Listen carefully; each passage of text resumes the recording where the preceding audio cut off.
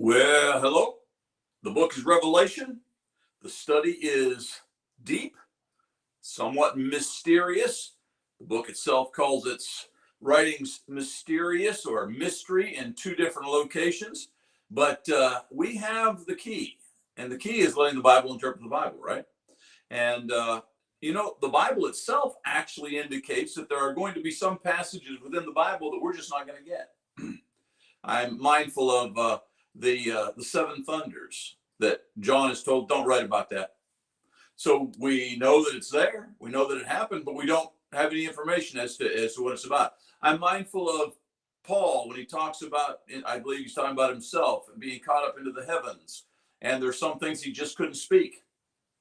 So there are times when the Bible itself just wants us to pursue God without having all of the answers. I think the book of Revelation is kind of that way. I think there are many things that we can know about the book of Revelation. God doesn't ever just provide us a bulk of material just to tantalize us. But there are things within the book of Revelation that you and I are not going to figure out. I'm confident of it, this side of eternity. And maybe on the other side, God's not going to feel like he has any responsibility to necessarily explain himself to us, okay? Because he's God. But the journey is what it's about. And the book says there is a great blessing to be had if we will study it. And so that's what we're doing. We are studying it, and we are finding a lot of answers. Maybe tilling up as many questions as answers, but I think that it's important for us to see that God is at work here in this particular study. In our time together tonight, we're going to look at chapter 14, verses 14 through 20. Again, we're into some of that puzzling part of the book of Revelation. And in fact, from here on out, it's all puzzling. The first three chapters are pretty easy. Generally speaking, if you're going to find somebody, a preacher, young preacher, old preacher for that matter, who just doesn't want to deal with it, he'll deal with the first three chapters as if he has helped us understand the book of Revelation, when really chapters 1 through 3 are just introduction. And they're just telling us to get into an area that is really, really mysterious. Well, we're way beyond that. We're into chapter 14. We're dealing with some very mysterious kind of topics. And I think that this evening will be not unlike what we've seen in the past with regards to some of that. Chapter 14, verse 6. Then I saw another angel flying directly overhead, and he had the eternal gospel. Then you got to get another angel, second one. Fallen is Babylon the Great. Then another angel. So three angels. And the third angel is going to say, if anyone worships the beast and receives the mark on his forehead, etc., drinks the wine of God's wrath is going to be poured out on him, etc. And we're going to see in our passage this evening, we're going to see the pouring out of the wine that is going to take place in the harvesting of the earth. Here are the questions. Slip out of the way for just a second. Here are the questions that we're going to deal with in this particular section as we start with the next part, verse 12. Actually, verse 14. What did I do there? Anyhow, verse 14. Then I looked, and behold, a cloud, and seated on the cloud, one like a son of man with a golden crown on his head and a sharp sickle in his hand. The first character that we're going to see in this context is going to be someone like the Son of Man. Now, that is a phrase, Son of Man, like the Son of Man. That's a phrase that's not uncommon, and it's not uncommonly attached to Jesus himself. Here's just one example, going all the way back to Daniel, because Daniel is that companion document for the book of Revelation. In Daniel chapter 7, verses 13 through 14, I saw in the night visions, and behold, with the clouds of heaven, clouds of heaven, there came one like a son of man, like a son of man. And he came to the Ancient of Days. We know that the Ancient of Days is going to be defined by Daniel as being God, Jehovah God, sitting in his throne and all that, and was presented before him. And to him was given dominion and glory and a kingdom. We're going to see this kingdom idea come up here in just a moment as well, because Jesus is going to be reaping the earth in our Revelation passage. He's going to be reaping the earth, and he's going to gather the sons of the kingdom. Who are those sons of the kingdom? Well, here he's going to talk the fact that Jesus is going to be given a kingdom, okay? We're always told that the church is the kingdom of God, and so the kingdom of the Lord, that all people, nations, and languages should serve him. His dominion is an everlasting dominion, which shall not pass away, and his kingdom one that shall not be destroyed. So the kingdom that Jesus is establishing, this kingdom is going to be eternal. It's going to be under the authority of Jesus. Sounds a lot like the church to me. Hi, Cindy, down there in Louisiana. Hope you got better weather than we do. It's all rainy and nasty up here. But we're into the book of Revelation, and so it's exciting. And I'm thankful that you're with me. So the book of Daniel, many years prior to the book of Revelation, the book of Daniel identifies the Son of Man coming before the Ancient of Days. Here we got someone like the Son of Man. Most scholars agree that who we're dealing with here is Jesus. But the reason that's interesting is because in the first part of the harvest, we're going to talk about Jesus doing the harvesting. In the second part of the harvest, we're going to talk about an angel doing the harvesting. And I think there's a reason for that differentiation. Coming here now on further, notice he got a crown on his head, sharp sickle in his hand, and another angel came out of the temple calling with a loud voice to him who sat on the clouds, so Jesus, the Son of Man, and he says, put in your sickle, reap, for the hour to reap has come, for the harvest of the earth is fully ripe. Now, I don't want you to get the wrong impression here. It's not like the angel is commanding Jesus to do anything. Remember the word angelos, it means messenger. And so the messenger is going to come from where? The temple. And so the messenger's got a message from Jehovah God, and that is to the one who's like the Son of Man, it's time. Go and reap, okay? And so there's going to be a reaping that takes place, so that he who sat on the clouds swung his sickle across the earth, and the earth was reaped. Specifically, the earth is going to be reaped of the good folks, the righteous folks. We're going to see in the next context that we're going to deal with the wicked folks. Now, I recently had an individual who I've debated with online with the subject of eschatology who told me that Matthew 13 and Revelation 14, they don't have the same language. And I'm boggled by that conclusion. They seem like two different settings, two different situations, etc. It just really boggles my mind. Because what I want you to do now is I want you to read Matthew 13 with me, and I want you to compare them and notice how I believe that Jesus is speaking in Matthew 13 of the same thing that is taking place here in Revelation 14. Matthew 13, 36 and following. Then he left the crowds and he went into the house, and his disciples came to him saying, explain to us the parable of the weeds of the field. Jesus had just given that parable. You can go back and read it for yourself and get the history, but what we really need is the explanation. So Jesus answered, he said, the one who sows the good seed is the Son of Man. Daniel just mentioned the Son of Man as well. This is Jesus. So the one who sows the good seed is the Son of Man. The field is the world, and the good seed is the sons of the kingdom. The sons of the kingdom. We just saw that Daniel was predicted that there would be a kingdom that would be set up by this like a Son of Man, and it would be an eternal kingdom. Okay? And so as you see this Matthew 13 passage unfold in front of us by the words of Jesus himself, you can't help it. It doesn't seem, you can't help but compare it to what's happening up here in chapter 14. The weeds are the sons of the evil one. Now, the paragraph that's underneath this little parchment, that's going to talk about the evil ones, okay? And then notice that it's going to say, the enemy who sowed them is the devil. But watch this. The harvest, that's what he's doing here. When you go out and you reap, you harvest. In fact, the word harvest isn't even used there. For the harvest of the earth is fully ripe. And so the harvest is the end of the age, and the reapers are the angels. So this depiction of Christ seems to be the same kind of an analogy, same kind of an illustration of what's happening up here in chapter 14 of the book of Revelation. Again, so many people claim that the church does not show up in the middle chapters of the book of Revelation, but here's another one. I'll show you a lengthy list here in a moment. Here's another one of those examples where it seems to me like the church is showing up. Who are the sons of the kingdom? Who is Jesus reaping here in Revelation chapter 14?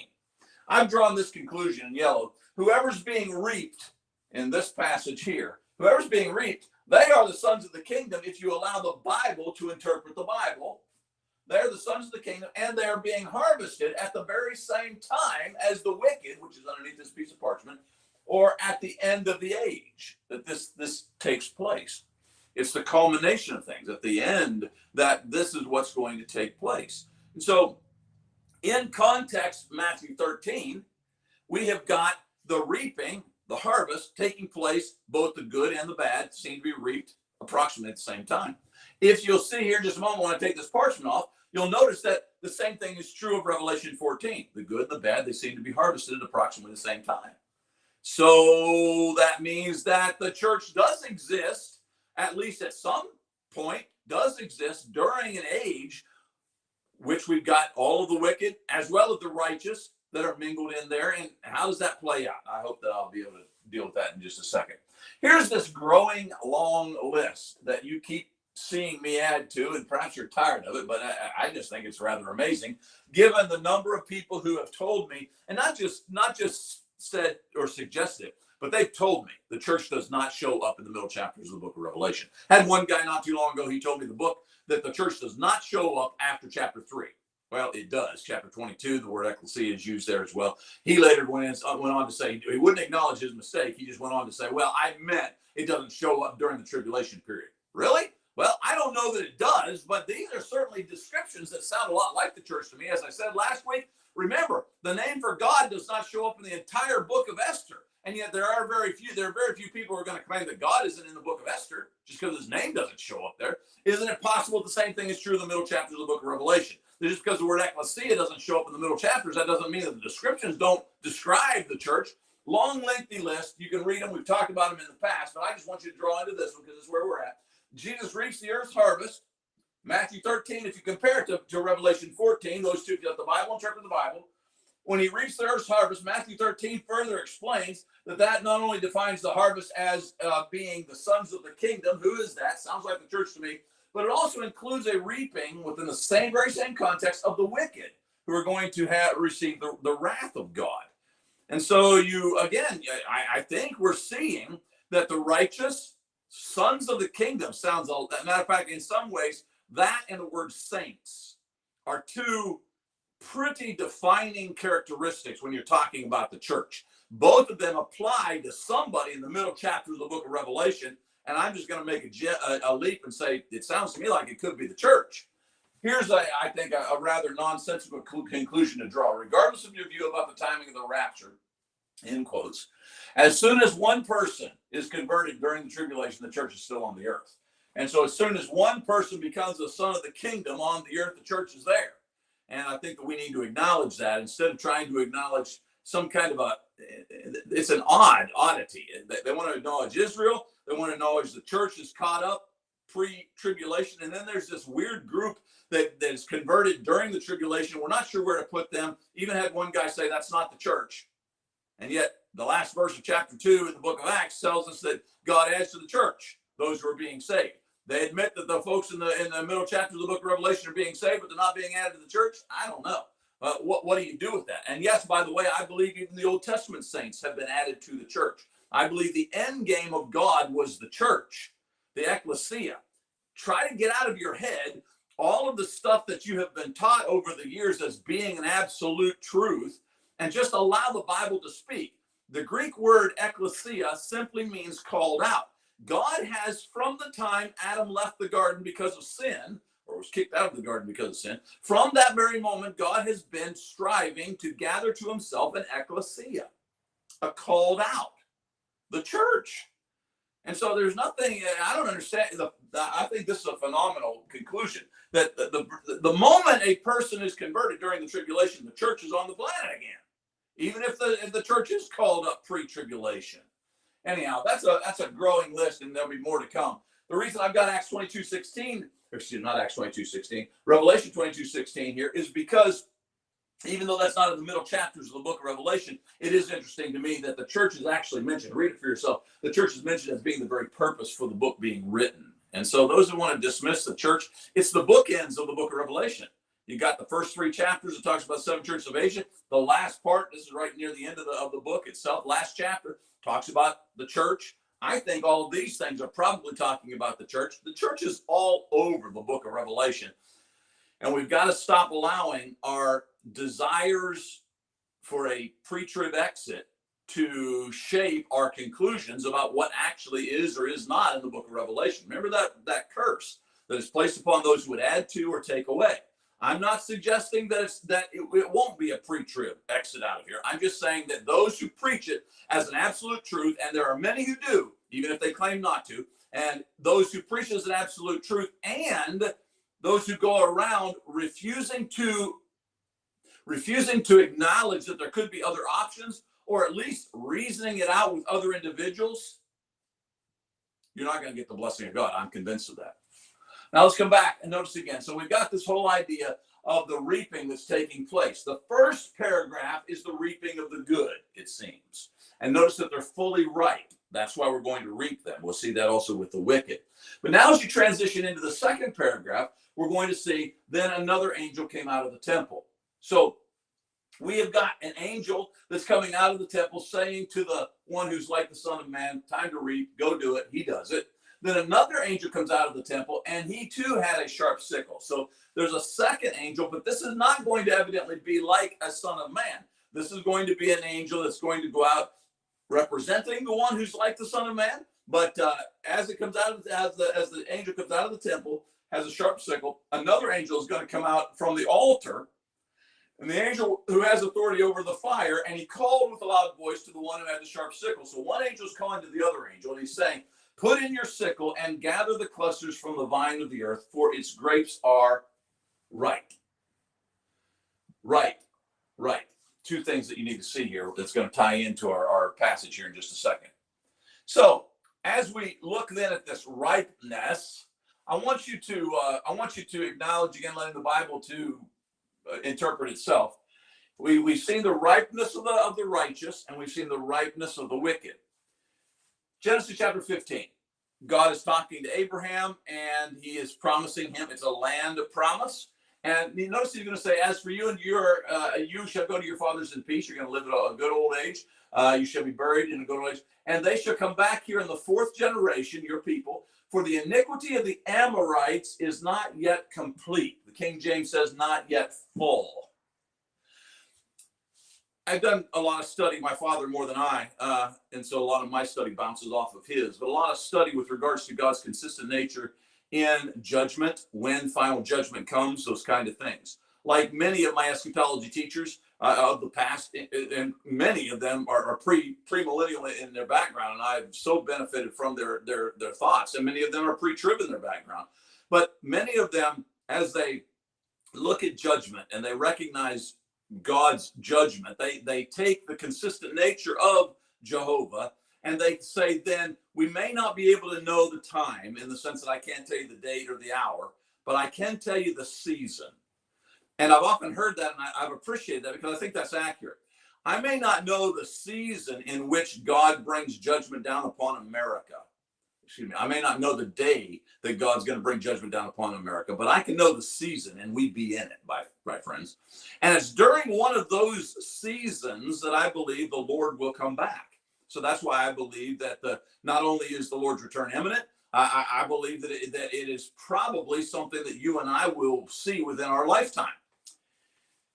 God's consistent nature can be illustrated to present at least two ideas with regards to what he factors in when it comes to final judgment. He seems to factor in the ripeness of the wicked, or wickedness. And notice we got ripe here, and we had ripe up here. So the ripeness specifically of the wicked. I suppose, and this is a view on eschatology that has long since gone away, but there used to be individuals who actually believed that the earth would get so good eventually that Jesus would return. So our righteousness would actually invite the Lord back to the planet. Most folks don't, I don't know anybody who embraces that any longer. So it's not just the ripeness necessarily of the wicked, but if the ripeness of the righteous would ever get that ripe, I suppose that would also invite the Lord back. But scriptures don't seem to teach or give us that kind of a hope. So what we have is the ripeness of the wicked, or the wickedness, and the ratio of the righteous to the wicked, which you also somewhat see in this passage, but let me illustrate it more by some of these illustrations. You go back to Noah, and you remember as you read the description of Noah, and it says that the entire earth is just filled with wickedness. Their every thought is about wicked things. And so you've got a real ripeness of wickedness, and we got a ratio of the righteous to wicked that got down to 8 versus who knows how many. There could have been as many on the planet back before the flood as there are present tense. And so 7 billion. 8 against 7 billion. You can see the ratio is way out of kilter. You pedal forward to the city of Sodom, which I just had in my Bible class this morning as we were talking live on Lord's Day Live. and we were talking about chapter 19 of the book of Genesis and how that it's the Sodom and Gomorrah just decimated. They're wiped off the planet. And Lot, and boy, I'll tell you what, Lot is quite the story. Here's a guy who just had everything going for him, and then he got selfish, and he started pitching his tent towards Sodom, raised his family to pursue all the socialism that he could get, and he's sitting in the gates of Sodom. His wife's going to be turned into a pillar of salt because she just had to look back over. I mean, she's just turning her back on all the highfalutin society stuff that she no doubt had because her husband's a bigwig in the city of Sodom. He traded in so much so that his kids could be socialized. So much so that he and his wife could have the big life. He traded in so much, including read the end of chapter 19 when him and his daughters do some bad stuff up in the cave. I mean, it's just a horrible, horrible passage. But as you look at Sodom and what was how it was determined, remember the conversation that the Lord has with Abraham? But Lord, if you find 50, won't you save the city? Yes. 45? Yes. All the way down to 10. And the Lord couldn't even find 10. In fact, he didn't find 4. He found 3 that eventually got to the cave. I'm not sure exactly even how righteous they are. I think that all happened because of Abraham, not because of them. But even his wife couldn't make it all the way to the cave. So anyhow, my point is the ratio of the righteous to the wicked is so out of kilter. Do we see that in America today? I think, do we see it in the world today? Do you see the ratio of the righteous to the wicked just being so far out of balance that God could bring great judgment upon America? Yes. How about the world? Yes. So we're living in a time that could see that God and his consistent nature would play out here as well. Then let me take that off so we come on down here. Okay, so we got this other angel, and the other angel going to say, put in your sickle. And so in this situation, we are actually going to be harvesting grapes. Okay, clusters of the vine of the earth, and its grapes are ripe. So the angel swung his sickle across the earth and gathered the grape harvest of the earth, grapes of wrath, and threw it into the great winepress of the wrath of God. And the winepress was trodden outside the city, and the blood flowed from the winepress as high as a horse's bridle for 1,600 stadia. That's a lot of blood. Okay, that's how high is a horse and all that. And I suspect that you can have that translated into every horse is different. But my point is that's a lot of blood. Okay, is that literal or is that hyperbole? I'm not sure it's either. I think that it's what is being stated here is a statement of revelation from a point of view that is beyond our human understanding. So I think this is illustrative. It's going to illustrate something, but I'm not sure that it's intended even to be necessarily hyperbole. Hyperbole is when you take something that's an extreme truth just to draw in on the truth itself, the kernel of truth that you've got there. I'm not sure that this is necessarily intended to be extreme truth. I think it's intended to be a literal fact within the symbolism that's happening in the book of Revelation. However that plays out, I want to focus in on the wrath of God. I'm sorry that we're going to end class in such a negative way, but I want you to see 2 passages, actually 3. First these 2, and then one last time we're going to look at Proverbs chapter 1.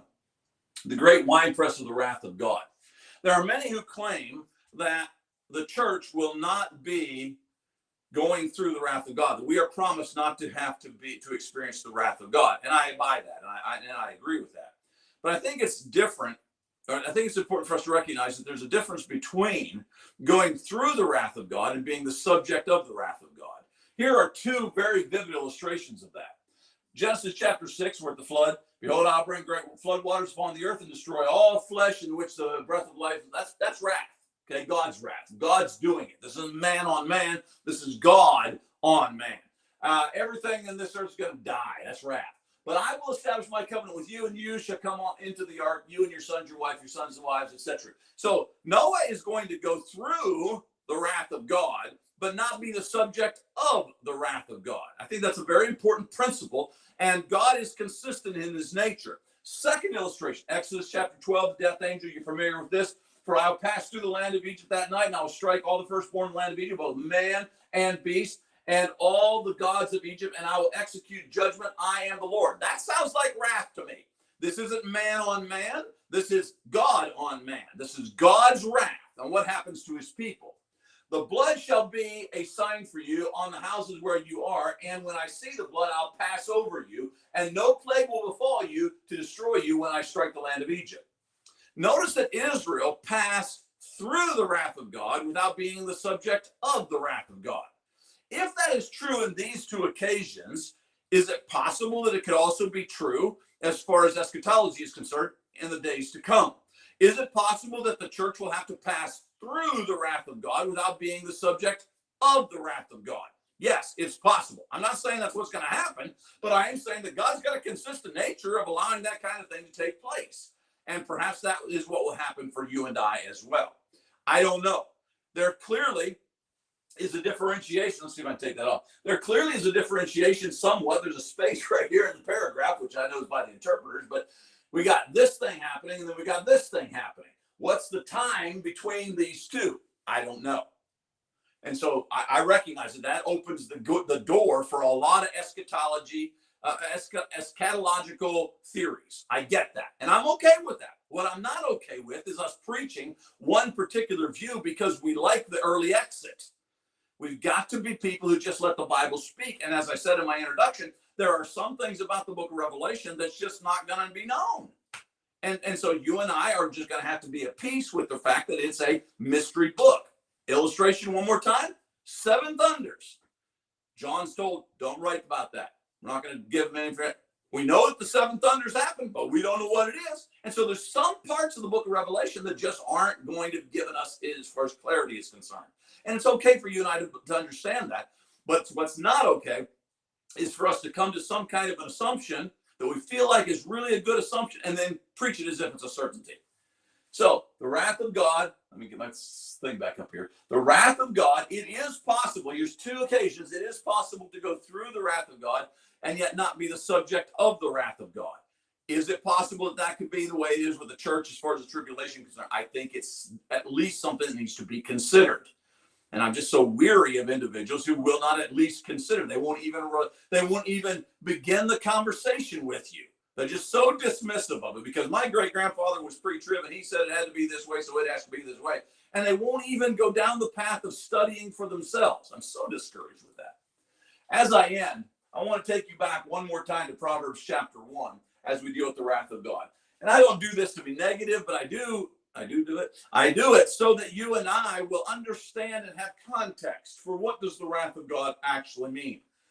I obviously summarized verses 24, 25, and 26. Anyhow, you see it. Because I have called you and you refuse to listen, God says, have stretched out my hand and no one is heeded. First of all, notice before we get to this stuff here, these are folks who refuse to listen. These are individuals, by the way, speaking to his folks. And these are folks who should know better. They should sit up straight. When folks come along in a John the Baptist kind of a mode and they say for them, a prophet comes along and says to them, we need to repent, we need to do better, whatever. They need to stop just acting like their complacent, convenient services and things that they're doing is enough. That they need to be shook at their core and they need to be stirred to repentance. But these folks won't listen. I think it's happening in the church today. That it's very unpopular to do what I am doing, to talk as I am talking, to give conclusions as I am concluding. It's very, very unpopular, and you can see it. I mean, people are they're thrilled to go and to listen to preachers who are going to tickle their ears and give them good, warm stories and all. I know that's the truth because I've been that for the majority of my ministry. But when you turn to absolute truth, when you turn to that which could cause a person to need to change, man, you become the enemy, and you become the enemy in a big way. Second thing that I have noticed in this transition in my ministry is that you're a hero until you ask the person who claimed you as a hero until you say, but you need to change too. I've seen that so many times that you can be a hero until that person is asked to change and they don't want to do it. We need to be 24/7 in a repentance mode. Go back to Proverbs chapter 1, Because you've ignored my counsel, you're not listening, and would have none of my reproof. Then this is what God says, and this is what I want you to tie into the wrath. This is what the wrath of God looks like in words. I also will laugh at your calamity. I will mock when terror strikes you. Can you imagine God mocking when you hurt, when you suffer, when you got tragedy comes your way? That's what the passage says. Then they'll call upon me, but I will not answer. They will seek me diligently, but they will not find me. Can you imagine being in such a hopeless state that you would cry out to God, but he doesn't listen? He's not coming. That's hell, by the way. Therefore, he says, they shall eat the fruit of their way. You reap what you sow, and have their fill of their own devices. You're going to get what's coming to you. This is the wrath of God.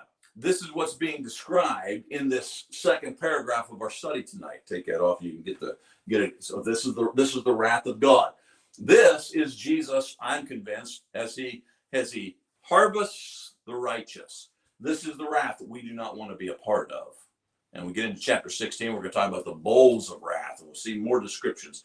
But all I really wanted you to do, get my head out there so you can see our questions one last time. All I really wanted you to do with that Proverbs 1 is I want you to cross-reference it here with this phrase and let the Bible interpret the Bible. That's what the wrath of God looks like. That is what you do not want to be a part of.